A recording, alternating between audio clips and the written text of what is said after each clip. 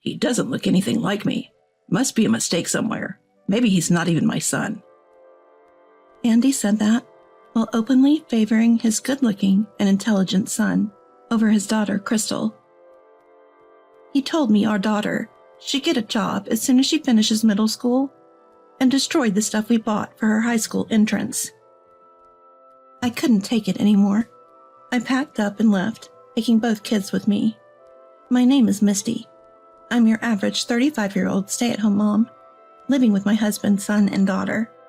My son William has always been handsome since he was a kid, so much so that people often mistook him for a girl. My friends would often say, "You should get William into acting or modeling." He's also incredibly smart, gentle, and mature. By the time he was 3, he was already conversing like an adult. On the other hand, my younger daughter, Crystal, is definitely the cutest girl in the world from my point of view as a parent. However, her appearance was far from what is commonly known as pretty girl. She's a bit on the plump side, with curly hair and a round face. She's not athletic, and she's slow to speak. But to me, she's the most adorable girl in the world. However, there is someone who doesn't think well of such a girl. Andy, however, clearly favors William. When he gets home from work, he only pays attention to William.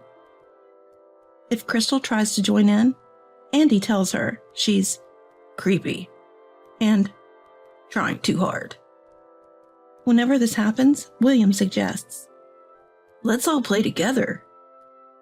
But Andy dismisses him, saying, "Don't play with Crystal. You'll catch her stupidity." William sits uncomfortably on his father's lap. He's smart. He understands what's happening. Even my mother-in-law, Jacqueline, dotes on William and mistreats Crystal. Andy's family owns a store. His dad passed away, so Andy is expected to take over the business. That's why we go to my in-laws once a week.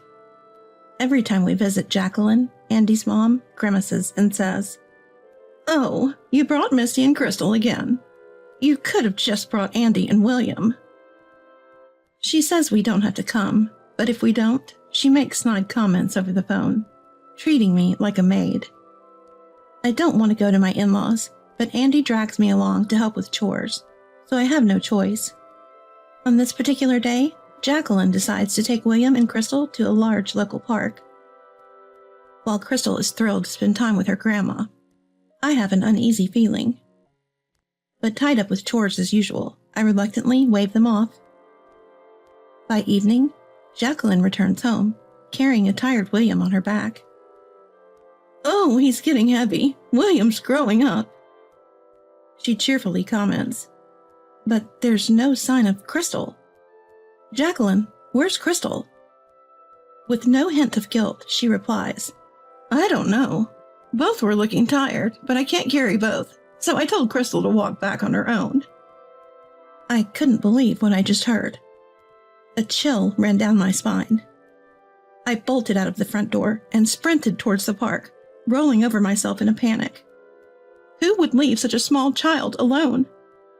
I prayed she was all right as I burst into the park. "Mom!" The moment I heard that cry, Crystal leapt into my arms.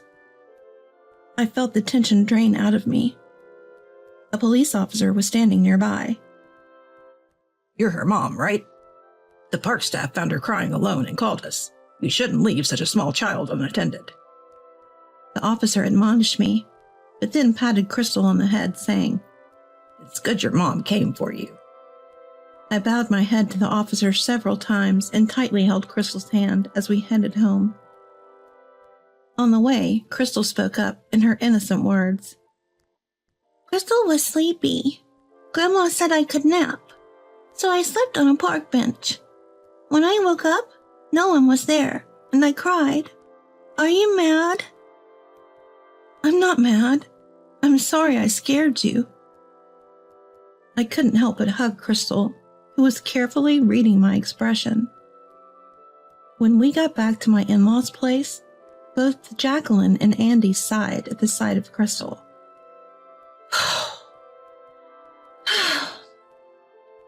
So she's found, huh?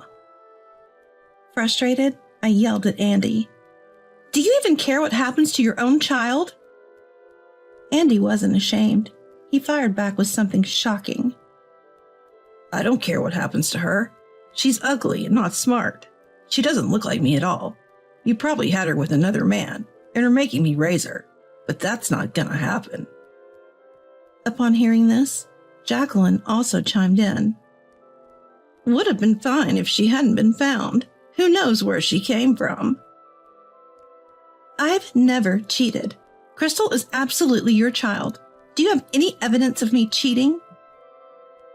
I protested, but all they did was mock me. From that point on, my daughter and I never went back to my in-laws' house. No matter how much Andy scolded us, no matter how many sarcastic comments Jacqueline made over the phone, I endured it all to protect Crystal.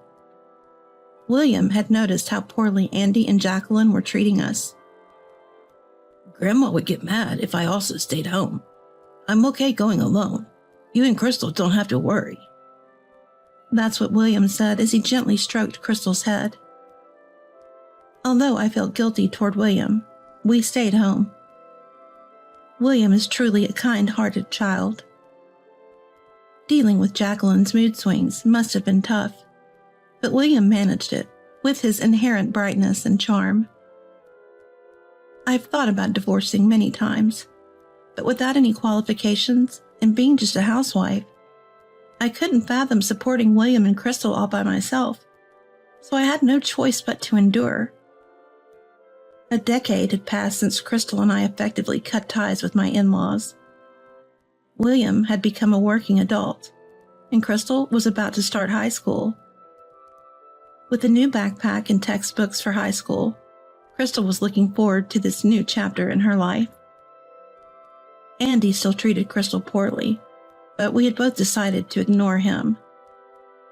As long as William and Mom are on my side, that's all that matters, Crystal would say, which always made my heart ache. Still, seeing Crystal excited about her new life made me happy too. But then, disaster struck. Andy saw Crystal's new school supplies and went ballistic. What is this? You're planning on going to high school? We've raised you this far, and you're not even our real child. Quit school and start working. Pay us back for all we've spent. Throw all of this stuff away now.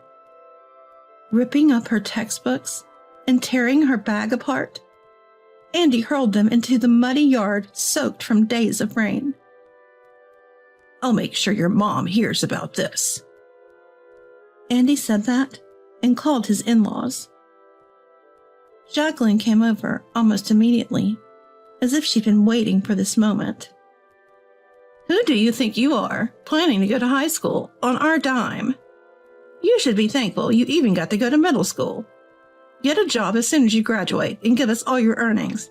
Misty, you should be grateful we even took care of your affair child, she said, clearly enjoying herself. You two are nothing but a bad influence on William, our heir. You're both worthless. Get out. So there we were, Crystal and I, picking up her thrown school supplies, listening to Andy and Jacqueline's harsh words. Both of us were drenched in the rain. Rain soaked our hair and droplets streamed down our faces to the ground. I couldn't tell if they were tears or rain anymore. With William already having moved out, there was no one left to stand up to these two. Crystal and I looked at each other, and we both knew. There was no reason left to stay in this house. After that, Crystal and I packed a few essentials and left. Andy and Jacqueline agreed to the divorce without a fuss. With nowhere to go, we turned to William for help. William was shocked to see us covered in mud and rain, but quickly understood the situation and welcomed us into his home. William offered me a warm shower, a change of clothes, and a soothing drink. Feeling a bit more settled, we sat down to talk about what's next. Got a call from Dad earlier. He says he's divorcing Mom, and we should never let them in the house again. He told me to quit my job and take over the family store, but I don't want any part of it.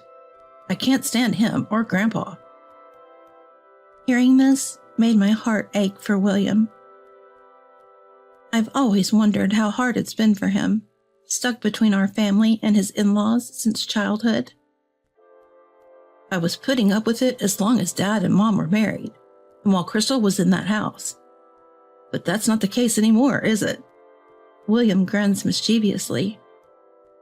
How about changing schools, Crystal? I'm being transferred to another state. We can all move there, and let's keep it a secret from Dad and Grandma. I hope their store goes under. Upon hearing William's enthusiastic proposal, Crystal exclaims, "I'm definitely in." I've always relied on William, so it made me feel guilty. But I decided to go along with it because it seemed like the best course of action. Everything fell into place smoothly after that. A few weeks later, we were settling into our new lives in a new place.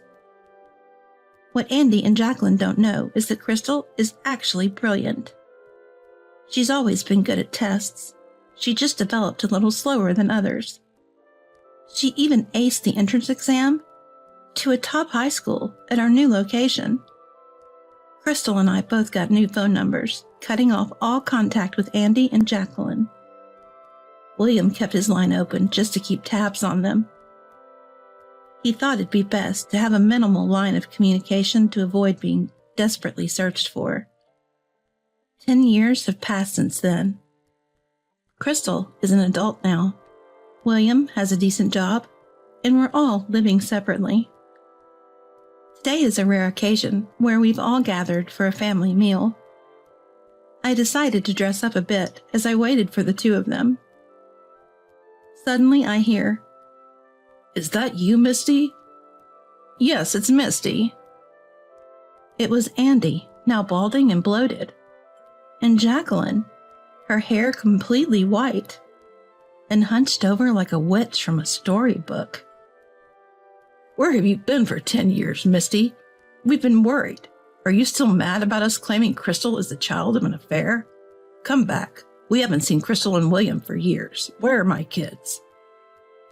Andy was ranting, saliva flying from his mouth.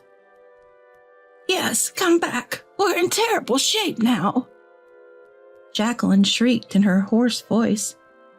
Despite the dramatic reunion, I felt nothing. I observed them, oddly detached. "Mom?" "Mom, what's going on?" I looked back towards the voice. I turned to see a sharply dressed young man and a lovely young woman in a cute dress. Pointing at them, Andy and Jacqueline were speechless.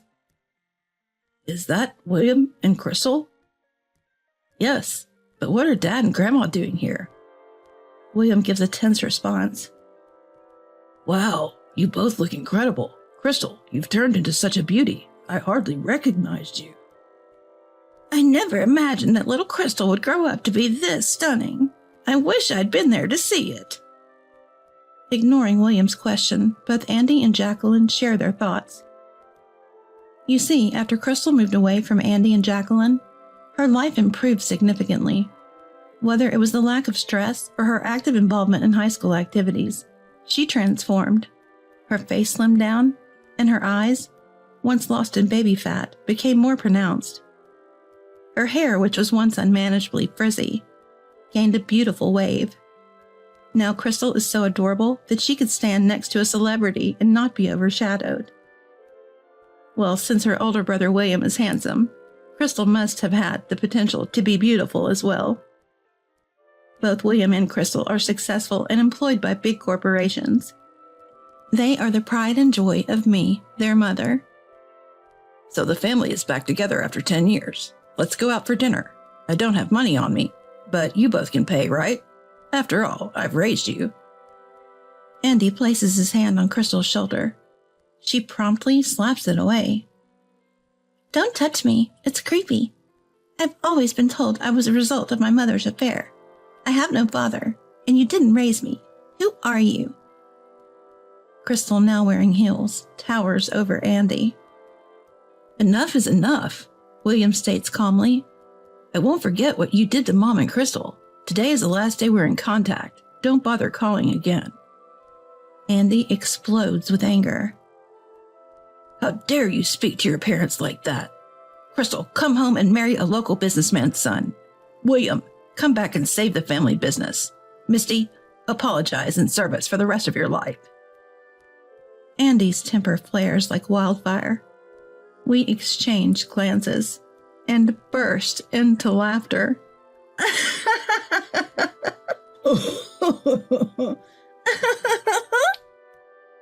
Why would we want your forgiveness? What made you think that? I'm actually getting married soon, so that businessman's son is out of the question. I'm starting my own business, so there's no way I can take over the family shop. What a shame. It'll go under. Both of them laugh, shaking their shoulders.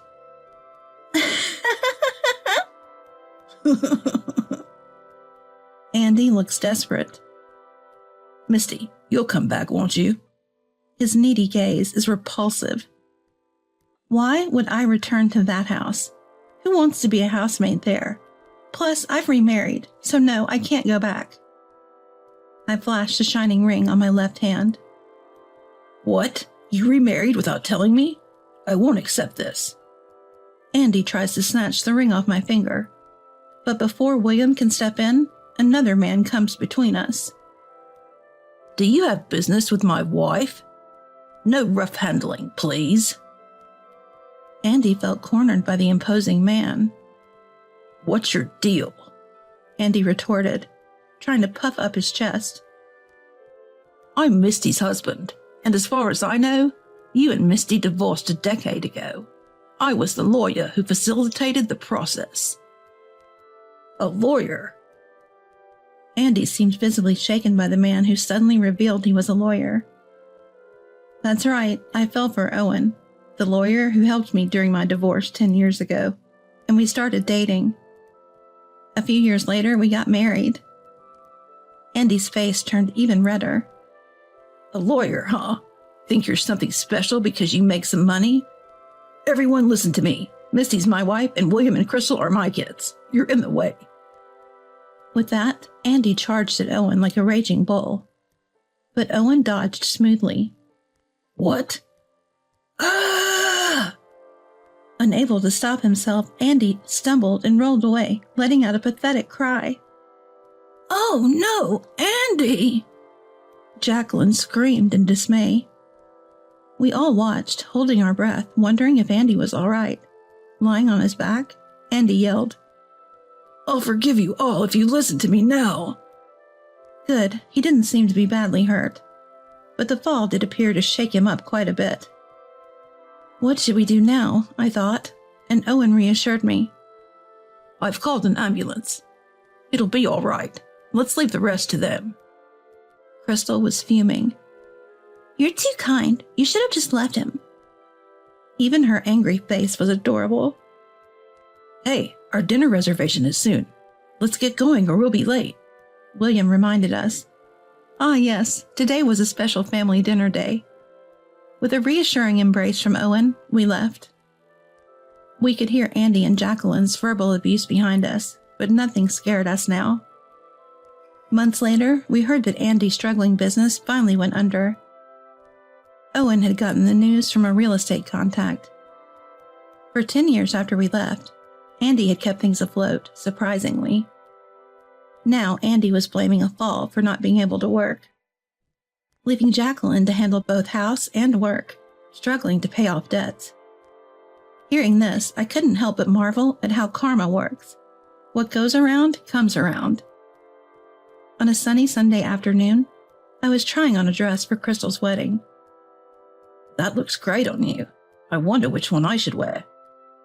To think I'd see the day I'd attend as Crystal's father. It feels like a dream. I turned around, and there was Owen, holding 2 tuxedos in his hands, smiling shyly.